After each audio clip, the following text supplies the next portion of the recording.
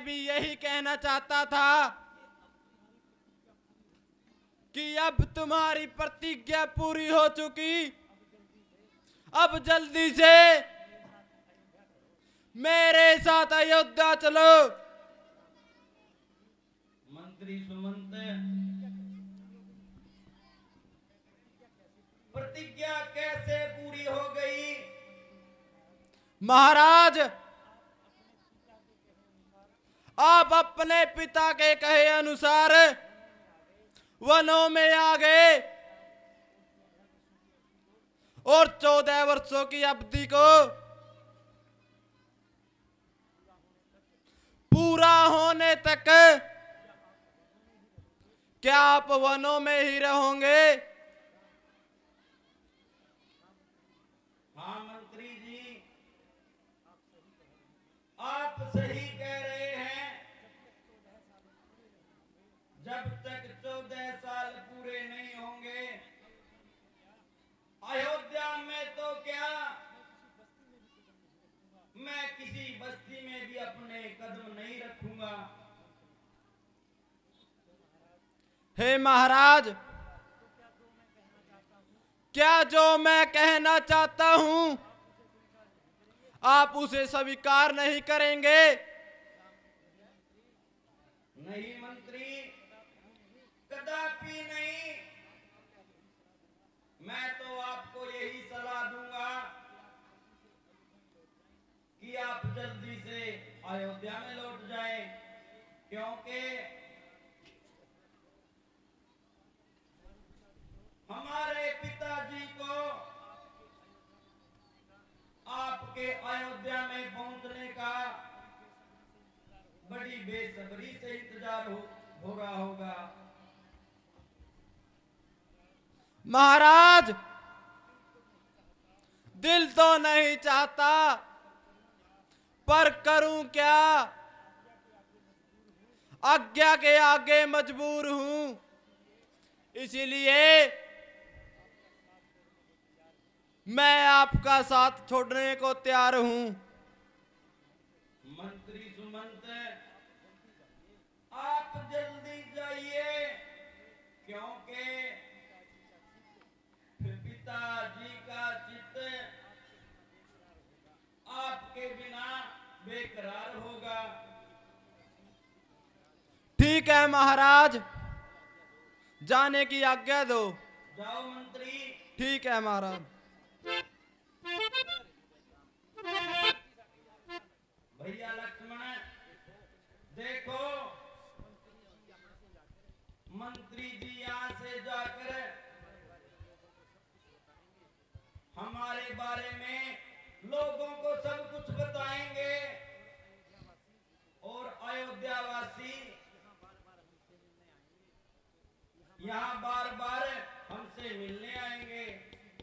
इसीलिए भैया अच्छा यही होगा कि इस स्थान को छोड़कर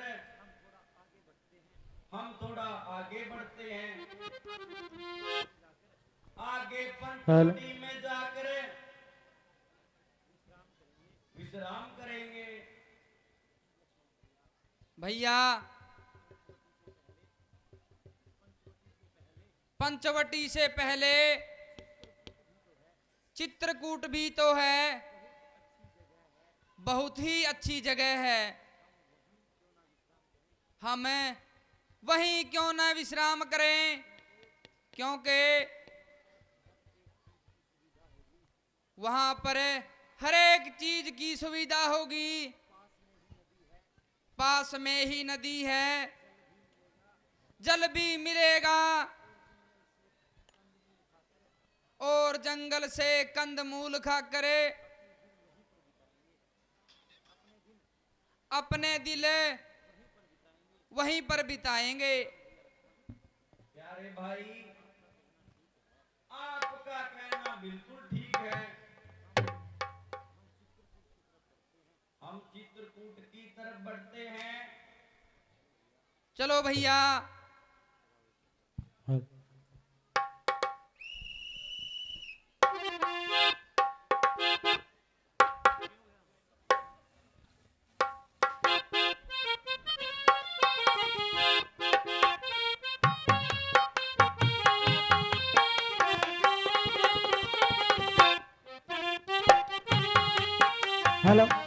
बोल सियावर रामचंद्र की जय, पवन सुत हनुमान की जय।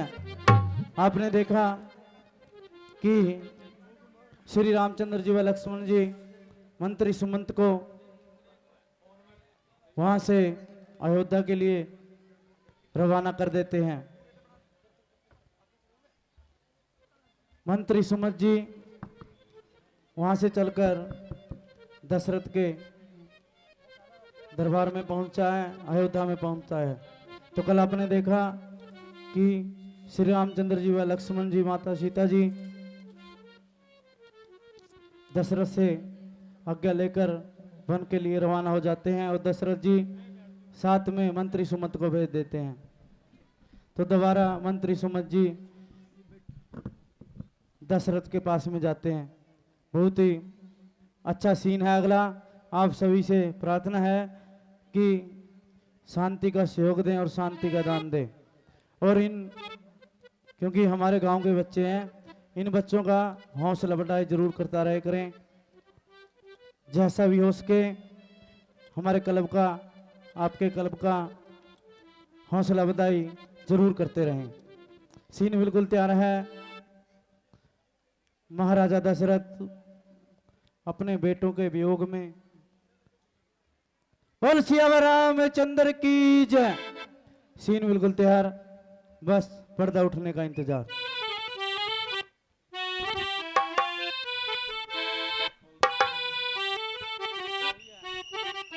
बोल सियावर रामचंद्र की जय।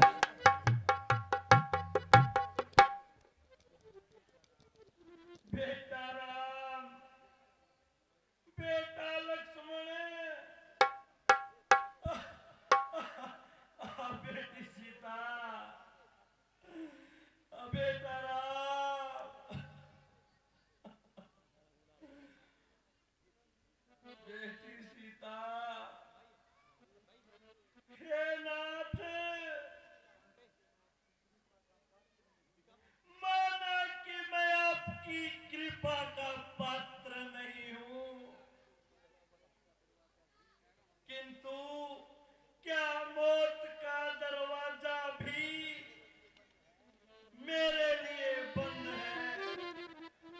परमात्मा दया करो, अब मुझ में कष्ट सहने की शक्ति नहीं। प्रभु अब मुझे अधिक न सताओ। जालिम कह गई, पति को डसने वाली नागिन, अब तो तेरा कलेजा ठंडा हुआ। ओ बेरहम, तूने मेरी नाज बरदारियों का खूब बदला दिया। ओ जालिम के कही, ओ बेवफा,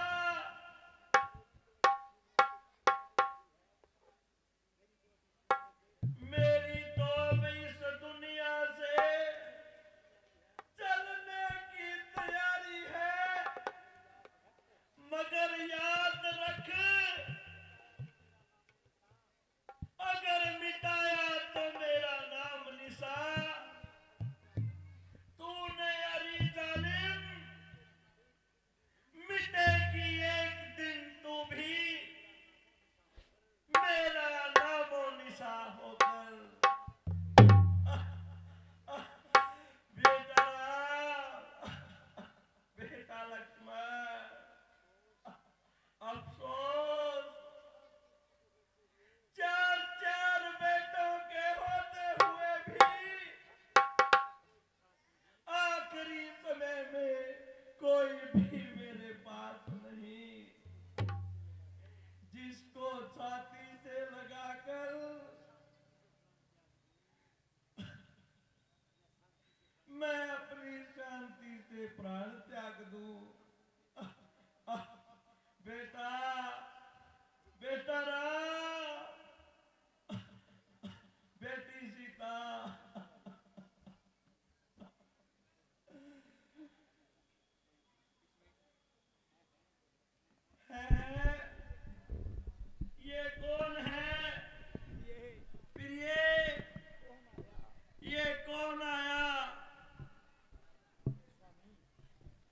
स्वामी, मंत्री जी आ गए। हैं? सुमंत जी महाराज। हाय हाय, जो भी आता है वो जान का ही लागू। मंत्री कुछ बोलो तो सही। महाराज मैं क्या बोलूं, कुछ बोलने को दिल नहीं चाहता। मैंने बहुत जोर लगाया, बहुत कुछ समझाया, मगर रामचंद्र के धैर्य में कोई भी फर्क न आया। अब न कुछ सुनाने को दिल चाहता है और न ही चुप रहा जाता है। मंत्री आखिर कुछ कहोगे भी? महाराज मैं जिस समय आपकी आज्ञा अनुसार उनके साथ गया और वनों में जाकर उनको वापस लाने की बात कही, तो श्री रामचंद्र ने उल्टा मुझे धमकाया और लौट जाने के लिए कहा। मंत्री ये तो मुझे पहले से ही ज्ञात था कि उनका वापिस आना सख्त मुहाल था। शौक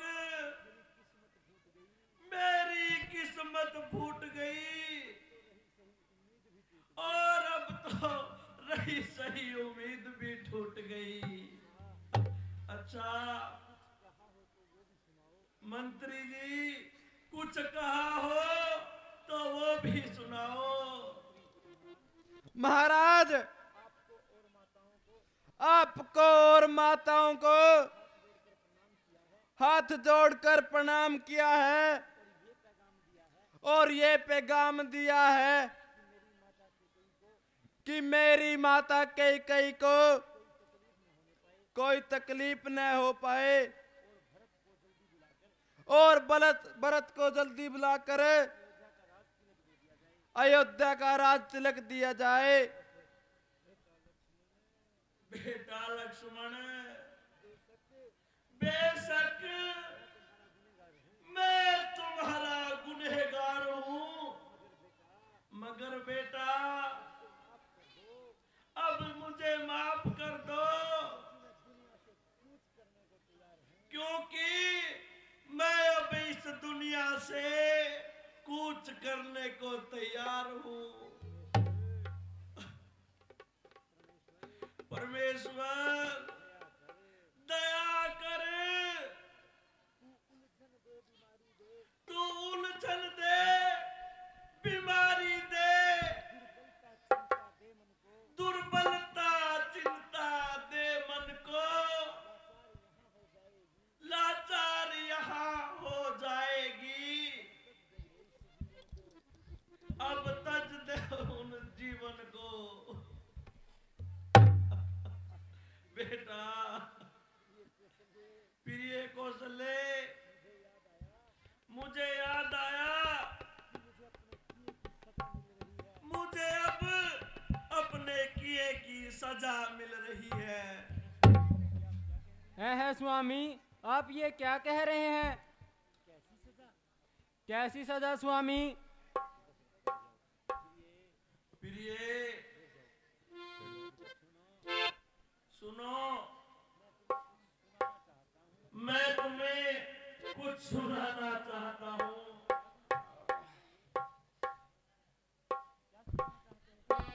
क्या सुनाना चाहते हो स्वामी? प्रिय कौशले देखो, क्या स्वामी? वो क्या है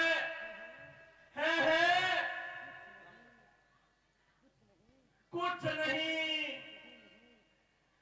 कहीं भी नहीं, बस एक वहम सा है।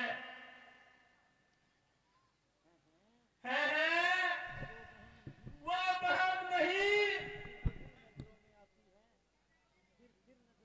वो फिर नजरों में आती है। पहचान लिया, ये वही है, ये वही आत्माएं हैं जो रंग दिखाती हैं। कैसी आत्माएं स्वामी? प्रिय कौशल्य,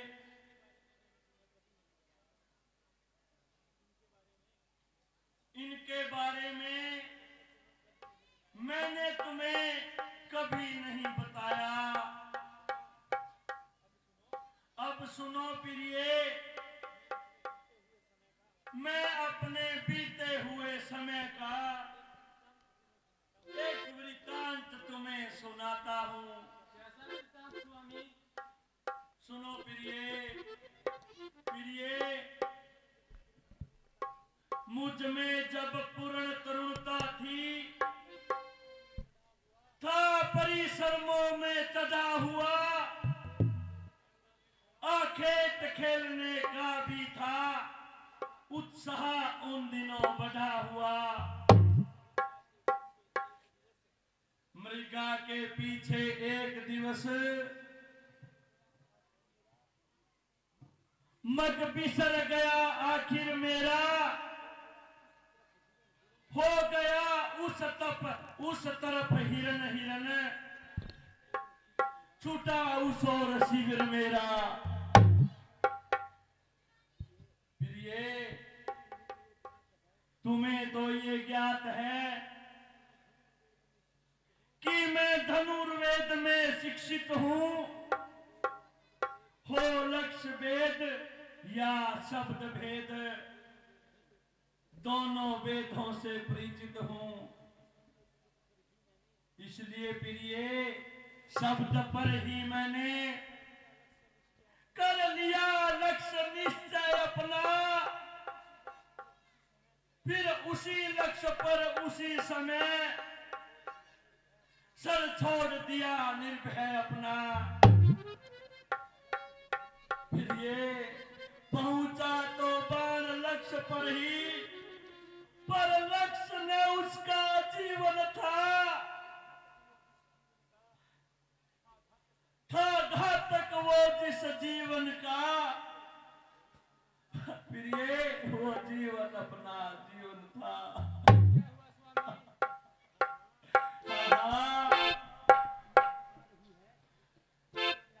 जो जो याद आ रही है और है रोंगटे खड़े प्रिय,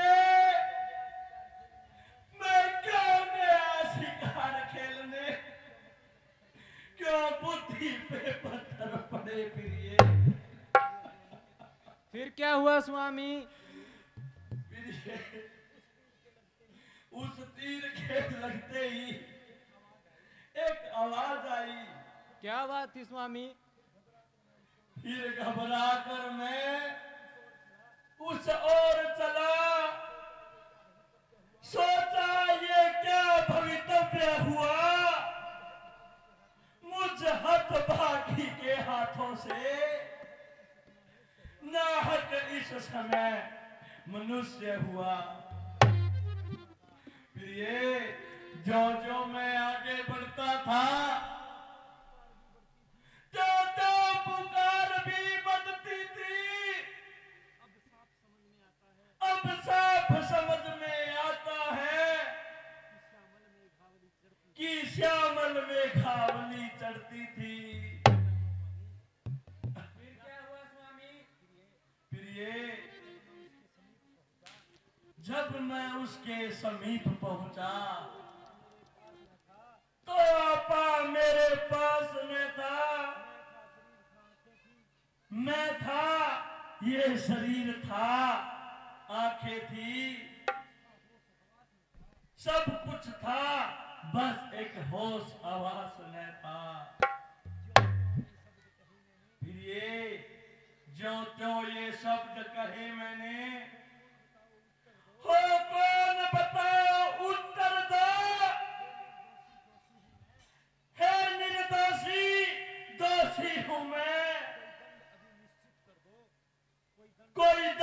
अभी निश्चित कर दो। मैं अवधपुरी का दशरथ हूं, मेरा ही बाण हत्यारा है, पढ़कर मृगा के धोखे में मैंने ही तुमको मारा है। फिर ये तो वो बोला, दशरथ तुम राजा दशरथ हो गया धन्य दर्शन कर मैं, वो सल नर जीवन है जिसमें, परलोक जा रहा मरकर मैं। राजन शिकार के धोखे में हो गया शिकार अगर मेरा, तो उसमें दोषी नहीं आप, आ गया अंत अवसर मेरा। फिर वो बोला, अवधेश्वर श्रवण नाम मेरा, तो नैनों का मैं तारा हूं, माँ बाप वृद्ध हैं अंधे हैं, उन अंधों का एक सहारा हूं। फिर ये वो मुझे बोला, अंधे बूढ़ों की देखभाल अब अपने कंधों पर लेना, आकर जो मुझे संभाला है उनकी भी सिद्धि जाकर लेना। इस लोटे में पानी भरकर ले जाकर उन्हें पिला देना, होगी ये अंतिम कृपा, प्यासों की प्यास बुझा देना। फिर ये मेरे कुछ समझ में नहीं आया, मैं जीवित था या मृत सा था, क्या था ये नहीं समझता था।